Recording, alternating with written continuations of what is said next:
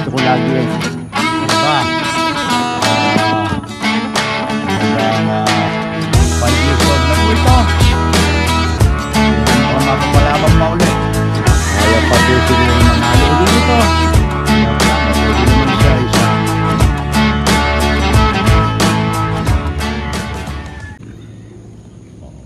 Kapag po ang isang manok ay nakipagpatayan para sa iyong kaligayahan, para po sa akin, yan ay gusto ko lagi ay nakikita. Lalo na ang ginawa niya, kumbaga ay kakaiba. Talagang kumbaga ika nga ay nag-akyat ng pangalan. Kasi base bloodline mo po eh. Yung bang ang performance niya ay talagang nakakatuwa. Merong humahanga talaga. Tapos palahi mo pa, nanalo pa sa World Slasher Cup 1. Hindi na pinag-uusapan po yung pera. Ang pinag-uusapan ay yung pinagsamahan ninyo na inyong alaga. Ito na po yung 2 times winner ng World Slasher Cup 1 2024 unscratch. Tapos mapapanalo lang uli ngayon World 2025. May hatch Kam line, my own blend. Maghapo ko po siyang tinititigan. Ganun po. Hindi po mahalaga yung pusta. Ang mahalaga manalo yung alaga mo at palahi mo. Walang kabawas-bawas po ang balahibo, pakpak at buntot. At saka siya ang nagpatunay ng isang palo katalo. Kasi kak po yan eh. 5 years old na po ito.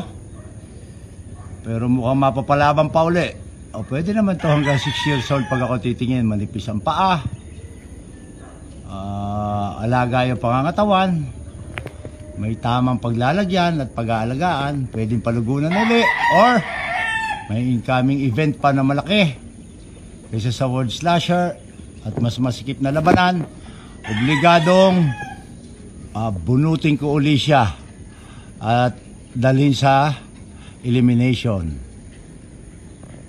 natin kasi maganda po yung timbang niya.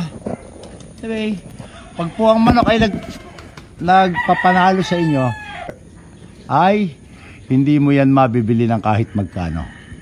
Gusto mo lang inandyan, nakikita, libangan mo araw-araw.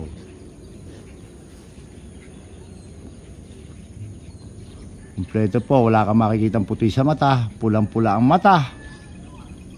Kaninang umaga, pag gising, hinahanap ko na agad. Ngayong hapon, bago matulog, gusto ko, malapit lang siya sa akin. Nandun lang po ako palagi sa lamesa ngayon. Tinitingnan ko silang lahat ng kanyang mga kasamahan. Yung buntot, lapat sa lupa. Tapos ang kanyang palo. Talagang pumuputok ang palo, tapos isang palo lang. At yung fighting style na gusto ko, na pagpalo lalabas. Tapos nakaharap lang, hindi tumatawid. Sa game foul breeding po, ang fighting style ay kinukuha sa ama. At ang gameness ay sa ina.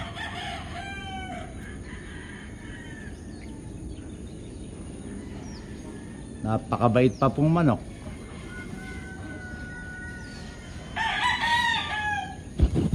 Kailangan mapalahian ko po siya. Basta balansyado po ang pakain, tama ang conditioning, may facilities na kakailanganin nila during training, ay hindi po sigurado panalo, lamang sa panalo. Kasi yan naman pong bloodline, iisa lang yan. Pare-pares lang manok yan. Pag tinamaan sa kalinisan ay gagapang at gagapang sa harapan mo yan. Kaya magkakatalon na lamang po sa pulso at pakiramdam kung paano mo inalagaan. Para sa akin, 25% bloodline, 25% swerte malas, 50% ay kung paano mo siya inalagaan. Masayang masaya po ako para sa isang manok na ito. Gustong gusto ko po siya. Tsaka kasi palahi mo eh.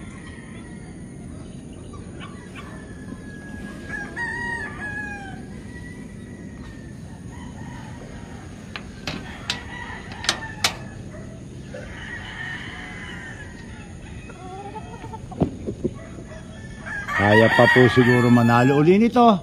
Pagla ba, pwede naman siya sa 2026 na uli ilaban. Depende.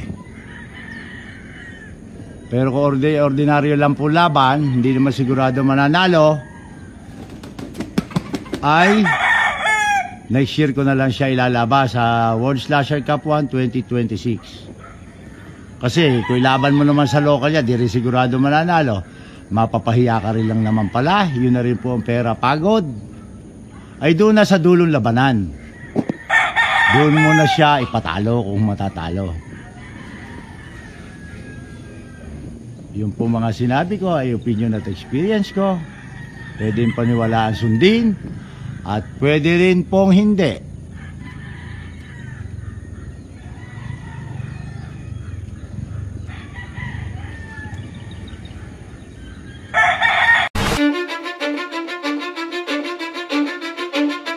Cause I don't give a fuck what you say. Yeah, I'ma do shit my way. So you can go kick rocks, I'ma stack bricks up, build what I want to make. Yo, I got a lot of shit to say, so I'ma do this every day. I'll be writing things until I'm fucking buried in my grave. 6 feet deep under, but my body won't decay. Cause my messages are timeless, so they'll put them on display. Oh yeah, I rap with a certainty, I have a sense of urgency. A message for eternity, for everyone internally. I had some people burning me, but now they fucking learn to see I ain't the one to fuck with, now they looking nervously. And I don't really care what you think of me respectfully. You can kick rocks if you think you're fucking better, see I will outwork you, turn you to an enemy. Hurt you so bad that you're gonna need some therapy.